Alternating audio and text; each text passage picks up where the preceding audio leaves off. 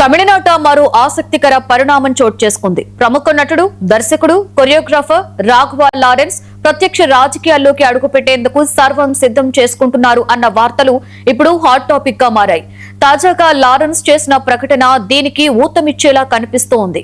తమిళ చిత్ర పరిశ్రమ నుండి మరో స్టార్ హీరో రాజకీయ రంగ ప్రవేశానికి గ్రీన్ సిగ్నల్ ఇచ్చినట్లుగా ఊహాగానాలు జోరుగా సాగుతున్నాయి. తనదైన డాన్సులతో, సినిమాలతోనే కాకుండా అనాథ పిల్లలను ఆదుకుంటూ ఎంతో మందికి ఉచిత వైద్యం అందిస్తూ రియల్ హీరోగా గుర్తింపు తెచ్చుకున్న రాఘవ లారెన్స్ ప్రత్యక్ష రాజకీయాల్లోకి వస్తున్నట్లుగా స్పష్టమైన సంకేతాలు ఇచ్చారన్న టాక్ జోరుగా వినిపిస్తున్నాయి. ఆయన రాకతో తమిళనాడు రాజకీయాల్లో సరికొత్త రాజకీయ సమీకరణాలు మొదలవుతాయా అన్నది ఇప్పుడు చర్చనీయాంశంగా మారింది. గత కొన్ని రోజులుగా తమిళ రాజకీయ వర్గాలలో రాఘవ లారెన్స్ పోటీపై ఒక ఆసక్తికరమైన ప్రచారం జరుగుతోంది.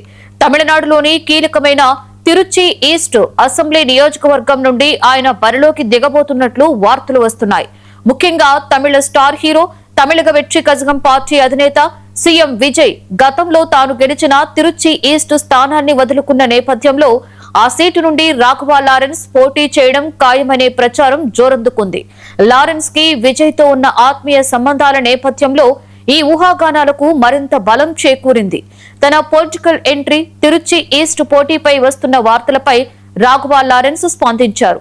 ఆయన తన అఫీషియల్ ఎక్స్ ఖాతాలో ఒక పోస్టు చేస్తూ, నా రాజకీయ ప్రయాణం తిరుచి ఈస్ట్ నియోజకవర్గం నుండి పోటీ చేయడం గురించి సోషల్ మీడియాలో, పొలిటికల్ సర్కిల్స్ లో రకరకాల వార్తలు వస్తున్నాయి.